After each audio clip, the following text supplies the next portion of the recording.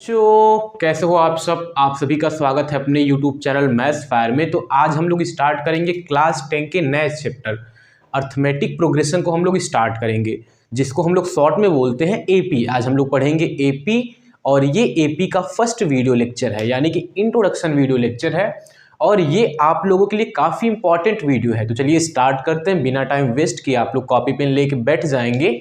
हम लोग स्टार्ट करते हैं। देखिए एपी पढ़ने से पहले हमको समझना होगा सीक्वेंस क्या है।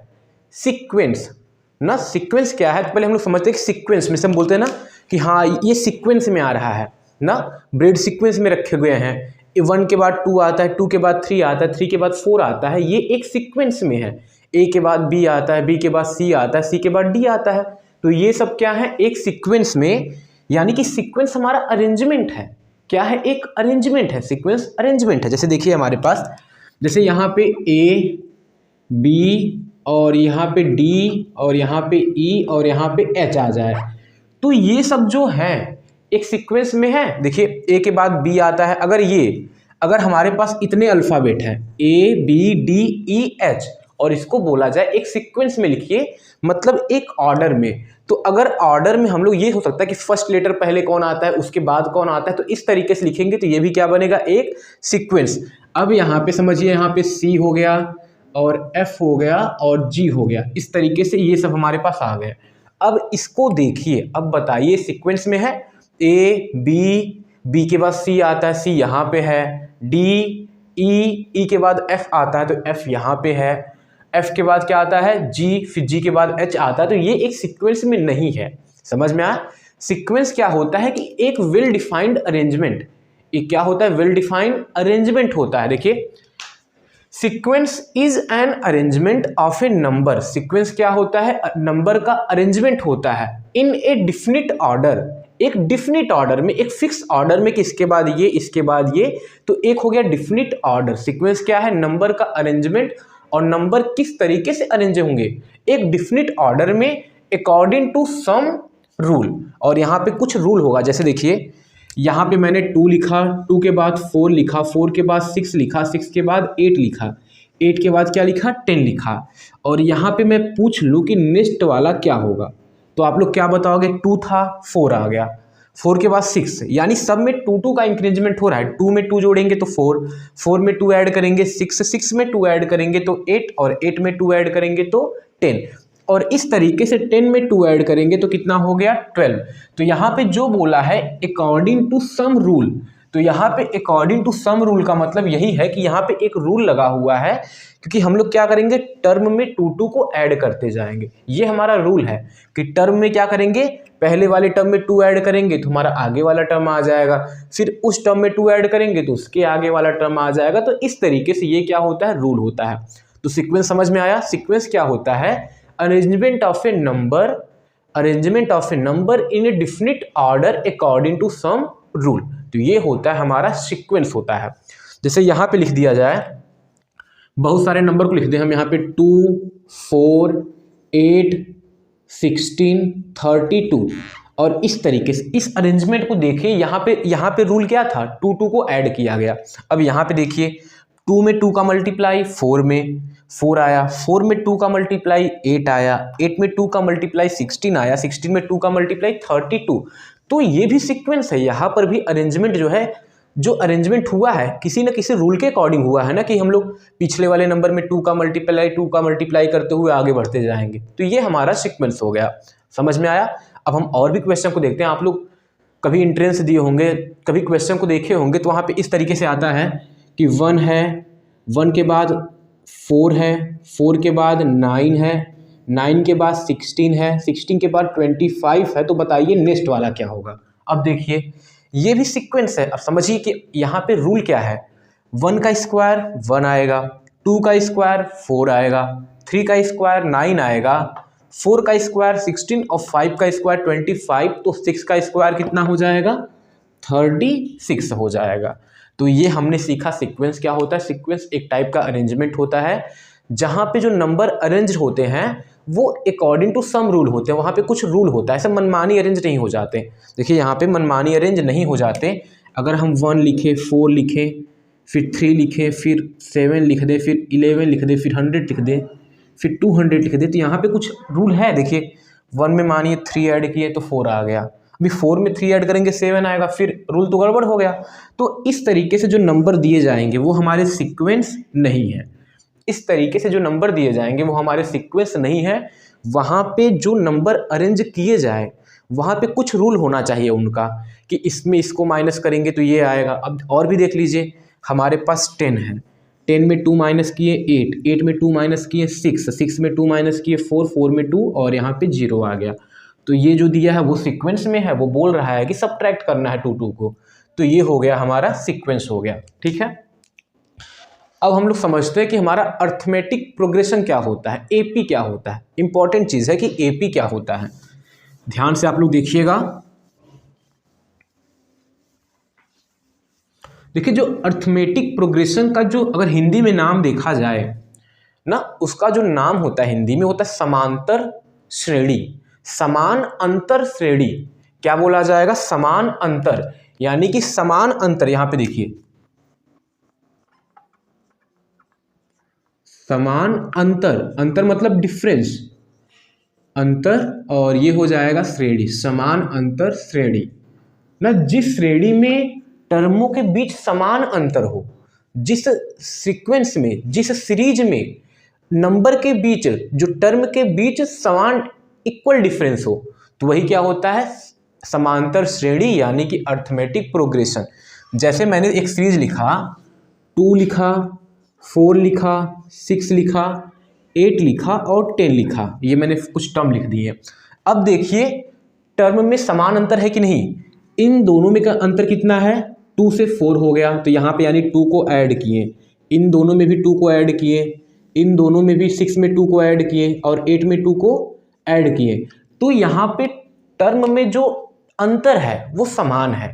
देखिए इस टर्म में से इसको सब्ट्रैक्ट करेंगे, सक्सीडिंग टर्म में से प्रीसीडिंग टर्म को सब्ट्रैक्ट करेंगे तो कितना आएगा, 2 आएगा।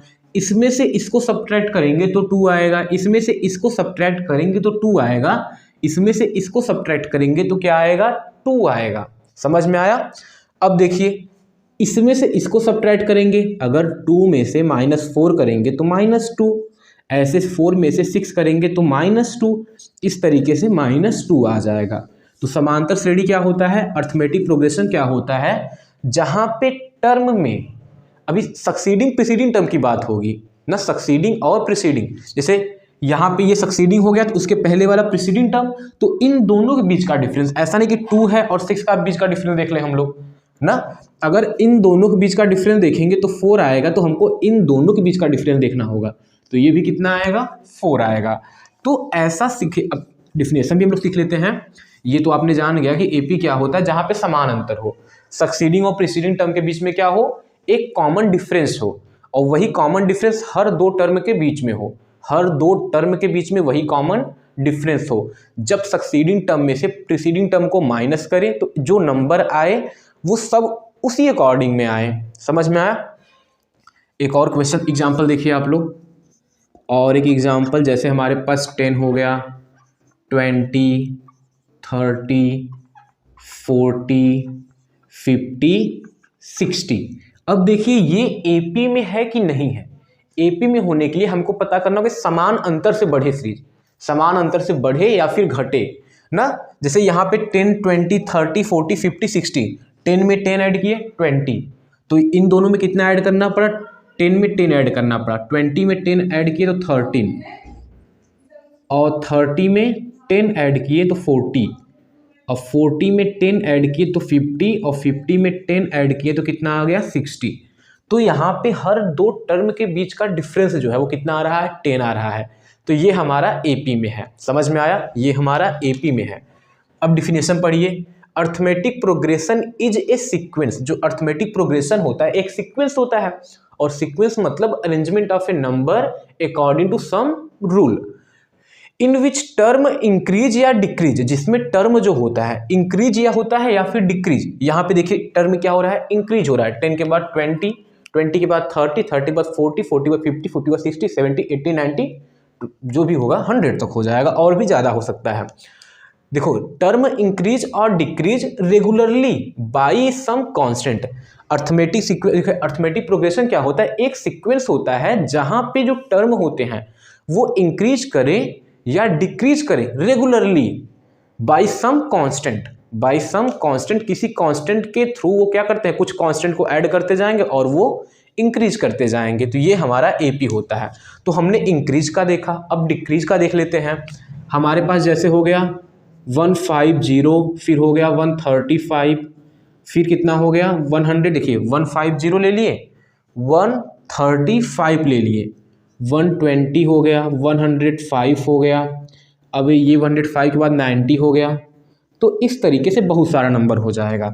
तो यहाँ पे जो सीक्वेंस था वो इंक्रीजिंग ऑर्डर में था। क्या था, इंक्रीजिंग, मतलब टर्म बढ़ता जा रहा है, टर्म बढ़ रहा है ना, टर्म जो है वो बढ़ रहा है, और यहाँ पे जो टर्म है वो घट रहे हैं। तो ये जो सीक्वेंस है ये डिक्रीजिंग ऑर्डर में है। ये क्या है, डिक्रीजिंग ऑर्डर में। अब देखिए इन दोनों के बीच का डिफरेंस निकालेंगे तो -15 आएगा। इन दोनों के बीच का डिफरेंस -15, 135 में से 150 सब्ट्रैक्ट करिए। देखिए डिफरेंस निकालने का मतलब जरूरी नहीं कि हम लोग ऐसे ही करें, इन दोनों के बीच भी निकालेंगे तो यही आएगा, इन दोनों के बीच में 15 आएगा, यही नहीं 15 प्लस में आएगा तब। और लेकिन हम लोग क्या करते हैं, सक्सीडिंग टर्म में से प्रीसीडिंग को माइनस कर रहे हैं। तो यहाँ पे भी कितना आएगा, -15, और यहाँ पे भी -15। यानी इसका मतलब कि प्रीसीडिंग टर्म में से क्या करते हैं, 15 को माइनस करते हैं तो क्या आता है, सक्सीडिंग टर्म आता है। 150 में से 15 को माइनस करेंगे तो कितना आएगा, 135, 135 में से 15 को माइनस करेंगे तो 120, और 120 में से 15 को माइनस करेंगे तो 105, और 105 में से 15 को माइनस करेंगे तो 90 आ जाएगा। तो ये होता है अर्थमेटिक प्रोग्रेशन। फिर से डिफिनेशन, अर्थमेटिक प्रोग्रेशन क्या होता है, is a arrangement of a sequence. ये क्या होता है, arithmetic progression is a sequence in which जो टर्म होते हैं इंक्रीज या decrease continuously with some constant. तो फिर से इंक्रीज और decrease regularly by the same constant, this constant is a called common difference. और ये जो कांस्टेंट होता है, जैसे देखिए इन दोनों के बीच में कुछ कांस्टेंट है d, यहाँ पर ये 10, ये जो 10 है वो क्या है, कॉमन डिफरेंस है, क्योंकि दोनों के बीच का डिफरेंस क्या आ रहा है, 10 आ रहा है। तो ये जो हमारा कांस्टेंट है, जिस कांस्टेंट के साथ वो इंक्रीज कर रहा है या डिक्रीज कर रहा है, जो कांस्टेंट ऐड हो रहा है, जो कांस्टेंट या फिर सब्ट्रैक्ट हो रहा है, वो हमारा क्या होता है, कॉमन डिफरेंस। तो यहाँ पे जो ये सब टर्म है, ये जो 10 है वो क्या हो जाएगा, कॉमन डिफरेंस। यानी यही डिफरेंस सब में क्या होगा, कॉमन होगा। इन दोनों में भी यही डिफरेंस आएगा, इन दोनों में भी यही डिफरेंस, इन दोनों में भी यही डिफरेंस, इन दोनों में भी यही डिफरेंस, और इन दोनों में भी यही डिफरेंस। तो ये होता है कॉमन डिफरेंस। और यहाँ पे ये जो है वो भी क्या होंगे, कॉमन डिफरेंस। यहाँ पे ये क्या होंगे, कॉमन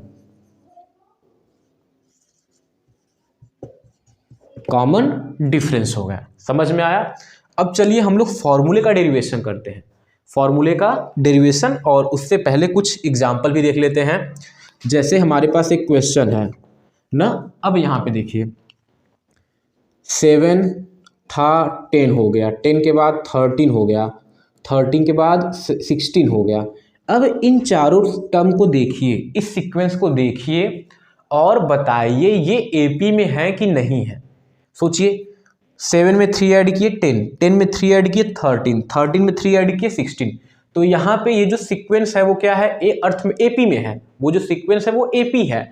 अब यहाँ पे कॉमन डिफरेंस पूछ ले तो कैसे बताएंगे, कॉमन डिफरेंस यानी कि डी। तो 10 में से 7 को माइनस करेंगे तो 3 आएगा। अब 30 में से 10 को माइनस करेंगे तब पर भी 3 आएगा, 60 में से 3 को माइनस करेंगे तब पर भी 3 आएगा। तो ये हमारा फर्स्ट टर्म, सेकेंड टर्म। देखिए सेकेंड टर्म में से फर्स्ट को माइनस किए तब पर भी डी आ गया, थर्ड में से सेकेंड को माइनस किए तब पर भी डी आ गया, ऐसे फोर्थ में से थर्ड को माइनस करेंगे डी आएगा, और ऐसे ही nth में से n-1 को माइनस करेंगे। चलिए देखते हैं अभी। तो ये हो गया, आपने पहचाना कि इसको क्या होता है, ये सब एपी में किस तरीके से होते हैं। अब हम एक एग्जाम्पल के थ्रू और समझते हैं कि हम लोग क्वेश्चन को कैसे करेंगे। जैसे हमारे पास एक क्वेश्चन आ जाए ना कि यहाँ पे 5 है, 10 है, और यहाँ पे a है, और यहाँ पे बी है, यहाँ पे कितना है, बी है। तो ये जो चारों टर्म है वो एपी में है, इन एपी, ये जो चारों टर्म है वो एपी में है। तो बताइए कि ए की वैल्यू क्या होगी और बी की वैल्यू क्या होगी, ए और बी की वैल्यू बताइए। अब देखिए कॉमन डिफरेंस कैसे निकालते हैं। कॉमन डिफरेंस, इसमें से इसको माइनस कर दीजिए, तो 10 में से 5 को माइनस करेंगे तो कितना आ जाएगा, 5 आ जाएगा। 5 था, 5 में 5 ऐड किए 10 आया, 10 में क्या ऐड करेंगे, 5। तो a इक्वल टू क्या होगा, 10 + 5 और a कितना आ जाएगा, 15। तो b इक्वल टू क्या होगा, a। अब देखिए a आ गया तो a में 5 ऐड करेंगे तो b आ जाएगा, और a है 15 + 5, तो ये कितना आ जाएगा, 20। तो a और b की जगह पे क्या होगा, 20 होगा। समझ में आया। अब हम लोग कुछ फॉर्मूले का डेरिवेशन करते हैं, फॉर्मूले का डेरिवेशन जो बहुत इंपॉर्टेंट है।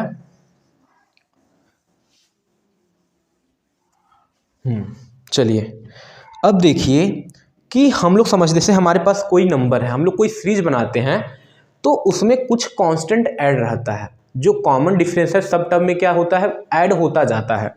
जैसे समझिए हमारे पास 5 था, फिर 10 हो गया, 5 में 5 ऐड किए 10, फिर 10 में 5 15 20, और ऐसे ही क्या हो जाएगा, 25 30 हो जाएगा। इस तरीके से बढ़ता जाएगा। समझ में आया। अब और लेते हैं, अगर हम लोग पहला टर्म ए माने कि पहले हमारे पास ए था तो ए में कुछ ऐड होगा, तो ए में जब ऐड होगा तो वो क्या बनेगा, a + d बनेगा। हो गया। देखिए 5 था, 5 में कुछ ऐड हुआ, कुछ कांस्टेंट चीज ऐड हुई, तो 5 में 5 ऐड हुआ तब न 10 आया। तो हमारे पास a था, a में कुछ कांस्टेंट यानी कि कॉमन डिफरेंस d को हम लोग ऐड किए तो a + d हो गया। फिर इसमें हमको d को ऐड करना होगा, a + d। देखिए 10 में 5 को ऐड करेंगे तब ना 20 आएगा, तो ऐसे a + d में d को ऐड करिए। d हमारा कॉमन डिफरेंस है, d क्या है, कॉमन डिफरेंस। देखिए 5 में d ऐड किए तब ना a + d आया, तो मतलब सब में हमको d ऐड करना होगा। क्या करना होगा, d बढ़ाते जाना होगा। तो यहाँ पे a + d था और इसमें d ऐड करेंगे तो क्या हो जाएगा, a + 2d। क्या हो जाएगा, a + 2d। तो ये जो टर्म हो जाएगा a + 2d। अब देखिए a था, a में d ऐड किए तो a + d, a + d में फिर d ऐड किए तो a + 2d। अब a + 2d में फिर d ऐड करेंगे तो कितना आ जाएगा, a + 3d, और फिर ऐड करेंगे तो a + 4d। ये आ गया। समझ में आया। इस तरीके से वो आता रहेगा, इस तरीके से आता रहेगा। अब देखिए यहाँ पे ये जो a है वो हमारा फर्स्ट टर्म है, वो हमारा क्या है, फर्स्ट टर्म है। यानी a जो है वो हमारा फर्स्ट टर्म यानी कि t1 समझ लीजिए। a क्या है, फर्स्ट टर्म, और a + d जो है वो है सेकेंड टर्म, और a + जो 2d है वो है थर्ड टर्म, और a + 3d जो है वो है फोर्थ टर्म, और a + 4d जो है वो है फिफ्थ टर्म है। अब देखिए जब फर्स्ट टर्म था तो उसमें d नहीं था, सेकेंड टर्म में 1d हो गया, थर्ड टर्म में 2d हो गया, फोर्थ टर्म में 3d हो गया, यदि 4 3, फाइव्थ टर्म में 4d। अब ऐसे ही यहाँ पे a + 5d होगा, और a + 5d कौन सा टर्म होगा, a6 होगा। यानी पहले टर्म में कोई d नहीं, a2 में 1d, a3 में 2d, a4 में 3d, a5 में 4d, a6 में 5d, a6 में 5d, a6 में कितना हो गया, 5d। अब समझिए कि अगर यहाँ पे 6 था तो यहाँ पे 5d आएगा। कितना आएगा, 5d, और ये वाले में कोई चेंजिंग नहीं हो रहा है, a में कोई चेंजिंग नहीं हो रहा है। अब समझिए अगर हम लोग माने कि an हो जाए यानी कि tn हो जाए, यानी nवां टर्म n टर्म हो जाए, first term, second term, third term, fourth term, 5 term, 6 term, और ये nवां टर्म, हम लोग जनरल फॉर्मूला बना रहे हैं। जनरल फॉर्मूला, अगर nवें टर्म की बात होगी तो ये तो a ऐसे ही रहेगा, a+। अब यहाँ पे कितना d आएगा, आप लोग बताइए कितना d आएगा। जब a6 था यानी छठवां टर्म था, t6 था तो 5 आया, यानी एक कम। अगर यहाँ पे n है तो n से एक कम आना होगा। सोचिए, a 6 था तो 5d हुआ, यानी 6 था तो 6 में से 1 माइनस करेंगे तो 5 था तो 4d, 5 में से 1 माइनस किए 4 था 3d, 4 में से 1 गया 3 में से 1 गया 2 और 2 में से 1 गया तो 1 आ गया। तो इस तरीके से अगर n होगा तो यहाँ पे कितना आ जाएगा n-1 और ये आ जाएगा d। समझ में आया? तो nवां टर्म का जो फॉर्मूला होता है, जो nth टर्म का जो फॉर्मूला होता है, nth टर्म, इसको tn आप लोग लिख सकते हैं या फिर an, और ये होता है a plus n-1 into D. ये जनरल फॉर्मूला होता है, ये AP का जनरल फॉर्मूला होता है, ये AP का क्या होता है? जनरल फॉर्मूला होता है। अब देखिए, ये भी फॉर्मूला हो गया। अगर आपसे कोई पूछे कि छठे टर्म के लिए फॉर्मूला क्या होगा, तो आप लोग क्या सोचेंगे? तुरंत यहाँ पे आप लोग चाहेंगे तो 6 रखें। अगर छठे टर्म की बात करेंगे तो n इक्वल टू, अगर आप लोग 6 रखेंगे तो यहाँ पे T6 equal to a plus 6 minus 1 into d करेंगे तो a प्लस 5d आ जाएगा। a प्लस कितना आ जाएगा? 5d आ जाएगा। तो अगर आपसे कोई छठे टर्म के लिए फॉर्मूला पूछे तो ऐसा करिए कि आपको इतना करना ना पड़े। छठा बोलेगा तो जो d रहता है, d के बगल में उससे एक कम रहेगा। जैसे T6 है तो 5d, a प्लस 5d। अगर कोई पूछ ले कि T10 यानी कि 10th टर्म क्या होगा, तो वो हो जाएगा a प्लस 10 में से 1 यानी 9 और ये हो जाएगा d।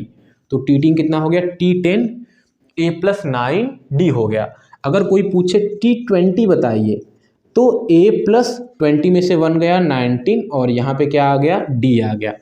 तो ये nth टर्म के लिए फॉर्मूला होता है, ये nth टर्म के लिए क्या होता है? फॉर्मूला होता है। समझ में आया? तो ये क्वेश्चन हो गया आपका इस तरीके से। चलिए इसको थोड़ा मैं इरेज कर देता हूँ और फिर इसी को मैं समझाता हूँ। नहीं, ये आ गया। अब देखिए, मैंने बोला कि इसको हम लोग T1 लिखें चाहे A1 लिखें ना, A1 भी लिख सकते हैं, इसको A2 भी लिख सकते हैं, इसको A3 भी लिख सकते हैं। देखिए वहाँ पे मैंने डैश करके लिखा ना कि TN बोले या फिर AN। TN मतलब nth टर्म, AN मतलब भी nth टर्म। तो ये A1 हो गया, ये A2, ये A3 हो गया और ये A4 हो गया, ये A5 हो गया और ये कितना हो गया? AN हो गया। अब बताइए AN से पहले क्या आएगा? AN-1 आएगा। अरे जी, अगर 5 है तो उसके पहले 4 आएगा, तो ऐसे n है तो n में से एक कम आएगा तो AN-1 होगा। अब कॉमन डिफरेंस क्या होता है उसको समझिए। अगर हमको कॉमन डिफरेंस d निकालना है, d यानी कि कॉमन डिफरेंस, कॉमन डिफरेंस अगर हमको d निकालना है तो d कैसे निकालते हैं? सेकेंड टर्म में से फर्स्ट टर्म को माइनस करते हैं। तो A2 में से A1 को माइनस करें। अभी जरूरी नहीं है कि सेकंड में से फर्स्ट को ही माइनस करना है, थर्ड में से सेकंड को भी माइनस कर सकते हैं। इन दोनों के बीच कॉमन डिफरेंस क्या होता है? सक्सीडिंग में से प्रीसीडिंग को माइनस करेंगे तो कांस्टेंट रहेगा। सब में ऐसा होता है। अगर A2 में से A1 को माइनस करेंगे तो वही आएगा, A3 में से A2 को माइनस करेंगे तो वही आएगा, A3 में से कहाँ गया जी? A4 है ये, नहीं यहाँ पे ये A4 और ये A5, ये A6 हो गया। तो A2 में से A1 को माइनस करें, D आ गया। अब ऐसे ही A3 में से A2 को माइनस करके वही आएगा और A4 में से A3 माइनस करेंगे तो वही आएगा। अब इस तरीके से देखिए, A4 में से A3 माइनस, तो लास्ट में क्या है? AN। तो AN में क्या माइनस करेंगे? AN के पहले वाला टर्म, तो वो क्या है हमारे पास? AN-1। तो ये हो गया। तो कॉमन डिफरेंस का अगर फॉर्मूला देखा जाए, जनरल फॉर्मूला, तो D इक्वल टू क्या हो जाएगा? AN में से AN-1 को सब्ट्रैक्ट करेंगे। D इक्वल टू AN में से AN-1 को क्या करेंगे? सब्ट्रैक्ट करेंगे, तो हमको कॉमन डिफरेंस मिलेगा। अगर कोई सीरीज बोला है वो AP में है बोला है, तो हमको क्या करना है? हम किसी भी दो टर्म में से सक्सीडिंग में से प्रीसीडिंग को माइनस करेंगे तो हमारा क्या आ जाएगा, कॉमन डिफरेंस आ जाएगा। जरूरी नहीं है कि आप लोग सक्सीडिंग में से प्रीसीडिंग को माइनस करें, आप अपने क्वेश्चन में से प्रीसीडिंग में से सक्सीडिंग को माइनस कर सकते हैं। समझ में आया, तो कॉमन डिफरेंस आपका आ जाएगा। तो ये हो गया, ये डी इक्वल टू इस तरीके से आ गया ना, बहुत अच्छी बात है। ये हो गया, हमको ए मिल गया और यहाँ पे हमने फॉर्मूला जाना और ये डी। अब देखिए, जब इसी सीरीज को हम लोग उल्टा कर दें, यानी इधर से स्टार्ट करें, यानी जब सीरीज देखिए जब इंक्रीजिंग ऑर्डर था तो सक्सीडिंग में से प्रीसीडिंग को माइनस किए, और जब सीरीज डिक्रीजिंग ऑर्डर में हो जाए, यानी सीरीज जो है, जो सीक्वेंस है वो इस तरीके से जाए, पहले बड़ा फिर छोटा फिर छोटा फिर छोटा, लास्ट में छोटा होता जाए, तो यहाँ पे जब कॉमन डिफरेंस निकालना होता है तो हमारा ये फर्स्ट टर्म सेकेंड टर्म ऐसे कंसीडर करेंगे, तो यहाँ पे इसमें से इसको माइनस करेंगे, तो ये हम लोग क्वेश्चन करेंगे तो वहाँ पे बहुत ही अच्छे तरीके से हो जाएगा। अब देखिए हमको क्या करना है, एक सीरीज बनाना है। हम लोग एक एग्जाम्पल लेते हैं, एक एग्जाम्पल लेते हैं। जैसे हमको एक सीरीज बनाना है और हमको जो सीरीज बनाना है वहाँ पे फर्स्ट टर्म दिया है, फर्स्ट टर्म यानी ए फर्स्ट टर्म है या फिर A1 बोल सकते हैं। यहाँ पे ए फर्स्ट टर्म है ना, तो ए दिया है यानी पहला टर्म क्या दिया है, या फिर A1 लिख लें। फर्स्ट टर्म जो दिया है वो 6 दिया है और कॉमन डिफरेंस क्या दिया है, 4 दिया है। कॉमन डिफरेंस कितना दिया है, 4 दिया है। तो हमको बताना कि ये सीरीज क्या बनेगा, ये सीक्वेंस क्या बनेगा। तो सीक्वेंस क्या बनेगा, पहले 6 में 4 ऐड करेंगे तो 10 आएगा, 10 में 4 ऐड करेंगे तो 14 आएगा, 14 में 4 ऐड करेंगे तो कितना आएगा, 18, और 18 में 4 ऐड करेंगे तो 22 एंड सो ऑन आएगा। अब देखिए, अगर इसी सीरीज में पूछ ले कि बताइए 20वां टर्म क्या होगा, 20th टर्म क्या होगा, तो 20th टर्म मतलब A20 या फिर T20, और T20 का फॉर्मूला क्या हो जाएगा, A+19D। क्या हो जाएगा, A+19D। यहीं पे आप लोग रखेंगे n की जगह पे 20, तो क्या हो जाएगा 19D। तो A हो गया, A हमको पता है 5 था कि 6 था, 6 था प्लस 19 और D कितना था, 4 था। समझ में आया। अब 6 + 19 4 जा 76, तो ये कितना आ जाएगा 82। तो जो 20th टर्म होगा वो कितना आएगा, 82 आ जाएगा। समझ में आया। तो आप लोग जनरल फॉर्मूले को आप लोग नोट कर लेंगे, an = ये n टर्म क्या हो जाएगा, A+n-1 इंटू डी। अब जो हमारा n टर्म है वही हमारा लास्ट टर्म है ना, जो हमारा n टर्म है वही हमारा क्या है, लास्ट टर्म। तो इसको हम लोग L से भी लिखते हैं, इसको हम लोग L से भी लिखते हैं, L मतलब लास्ट, तो ये हो जाएगा लास्ट टर्म। तो लास्ट टर्म का भी यही फॉर्मूला होता है, L होता है। तो ये हमारा लास्ट टर्म के लिए भी यही फॉर्मूला होगा, एन टर्म के लिए यही फॉर्मूला होगा। कोई क्वेश्चन में पूछ ले कि लास्ट टर्म इतना है तो बताइए पूरे टर्म कितने हैं, तो इस तरीके से क्वेश्चन हम लोग करेंगे। तो आप लोग इसको नोट कर लेंगे, हम लोग और आगे बढ़ते हैं। अब हम लोग कुछ और टाइप के डिफरेंट टाइप के क्वेश्चन को देखते हैं, डिफरेंट टाइप के कॉन्सेप्ट को देखते हैं। जैसे हमारे पास एक क्वेश्चन आ गया, sum of 3 term of AP is 15, यानी कि 21, then find A and D। मतलब फर्स्ट टर्म और कॉमन डिफरेंस बताइए। किसी भी AP में 3 टर्म का सम कितना है, 21 है। 3 टर्म का सम यानी फर्स्ट टर्म, सेकेंड टर्म और थर्ड टर्म, इन तीनों टर्म को जोड़ेंगे तो कितना आ रहा है, 21 आ रहा है। तो बताइए A और D क्या होंगी। अब देखिए, मान लीजिए हमारा फर्स्ट टर्म ये था, सेकेंड ये था, थर्ड ये था, इन तीनों को ऐड करेंगे तो A + D A+2D हो जाएगा, और = 21 दिया है। तीनों का सम कितना दिया है, 21। A 3A, D कितना हो जाएगा, 3D = 21, और 3 कॉमन करेंगे तो A + D इक्वल टू 21 और a plus d equal to कितना आ जाएगा 21/3 करेंगे तो 7। अब बताइए, जो हमको बोला था उतने से हमको a और d की वैल्यू नहीं मिली, बस इतना पता चला कि a और d का सम कितना होगा 7 होगा। बस इतना पता चल पाया कि a और d का सम कितना होगा 7। हमको a और d डायरेक्ट नहीं मिल पाया। अब देखिए AP का मतलब क्या कि दो टर्म के बीच का कॉमन डिफरेंस क्या रहे, सेम रहे। मतलब तो ये कि कॉमन डिफरेंस क्या रहे, सेम रहे। तो यहाँ पे हमने इस तरीके से माना, हम तो और भी तरीके से मान सकते हैं। अगर पहला टर्म हम लोग a माइनस डी मान ले और ये a मान ले और तीसरा टर्म क्या मान ले a प्लस डी मान ले, तो ये जो तीनों टर्म है वो भी AP में है। कैसे, a में से इसको सब्ट्रैक्ट करिए और इसमें से इसको सब्ट्रैक्ट करेंगे, देखेंगे कॉमन डिफरेंस क्या आएगा, सेम आएगा। तो हम लोग जब a में से सब्ट्रैक्ट किए a माइनस डी को, तो a माइनस डी करेंगे तो a minus a plus D, तो ये कट जाएगा तो कितना आ जाएगा d, यानी इन दोनों के बीच का डिफरेंस d है। अब इन दोनों का चेक करते हैं, तो a प्लस डी में से a को माइनस करेंगे तो a कट जाएगा, तो ये भी कितना आ जाएगा, d आ जाएगा। तो यहाँ पर भी कितना आ गया, d आ गया। इसका मतलब कि ये जो तीनों टर्म है वो क्या है, AP में। जब क्वेश्चन में 3 टर्म लेने के लिए बोले, 5 टर्म का सम इतना है, 3 टर्म का सम इतना है, तो उस केस में हम लोग इस तरीके से कंसीडर करेंगे कि अगर फॉर 3 टर्म के लिए, यहाँ पे मैं लिख दूं फॉर 3 टर्म के लिए, 3 टर्म, फॉर 3 टर्म के लिए हम लोग इस तरीके से AP को कंसीडर करेंगे। पहला टर्म a माइनस डी, दूसरा a, तीसरा a plus D.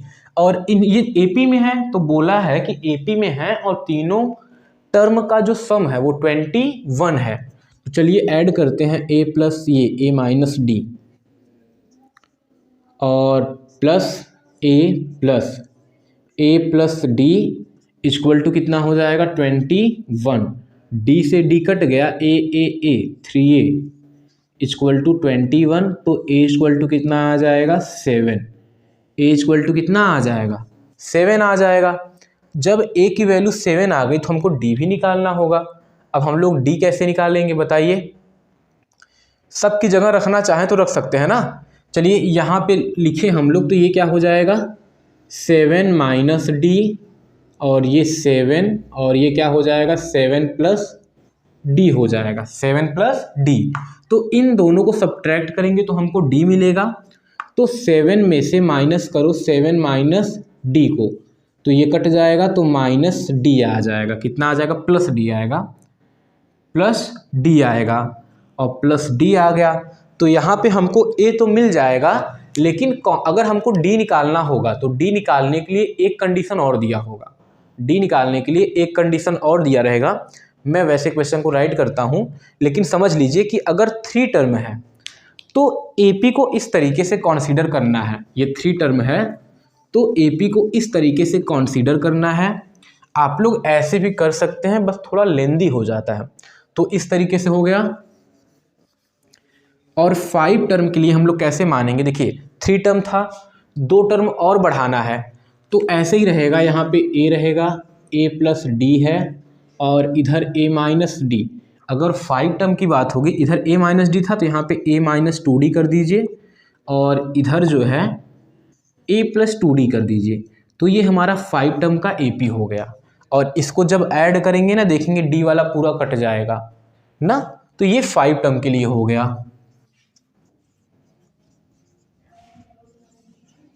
For 5 term के लिए हो गया। तो समझ में आया। तो हम लोग 3 टर्म के लिए इस तरीके से कंसीडर, 5 टर्म के लिए इस तरीके से कंसीडर करेंगे। क्लियर हो गया। AP आपने जाना, AP में जनरल फॉर्मूला क्या होता है वो जाना, डिफरेंस कैसे निकालते हैं कॉमन डिफरेंस वो जाना। और एक सबसे छोटी सी बात आप लोग बेसिक से, अगर मैं 5 5 5 5 ऐसे सीरीज लिख दूँ, एक सीक्वेंस बना दूँ 5 5 5 है, तो मैं आपसे पूछूँ ये AP में है, तो बहुत सारे बच्चे बोलेंगे नहीं है, लेकिन ये भी AP में है। क्यों, 5 में 0 ऐड किए 5, 5 में 0 ऐड किए 5, 5 में 0 ऐड किए 5, कॉमन डिफरेंस कितना है 0। कुछ ना कुछ तो है ना, कॉमन डिफरेंस 0 है, तो ये हमारे AP में है। समझ में आया। और जो हमारा सीक्वेंस होता है कई टाइप का होता है, हमने एपी पढ़ा, जीपी होता है, एचपी होता है, तो इस तरीके से हम लोग पढ़ेंगे। लेकिन 10th के हिसाब से हम लोग देखेंगे तो सिर्फ एपी पढ़ना है हमको। एपी में क्या पढ़ना है, एन टर्म का फॉर्मूला जो मैंने बताया, एन टर्म का formula an = a + n - 1 × d, और यही हमारा लास्ट टर्म का फॉर्मूला होता है। समझ में आया। अब इसके बाद एक आता है सम फॉर्मूला। क्या आएगा, सम फॉर्मूला।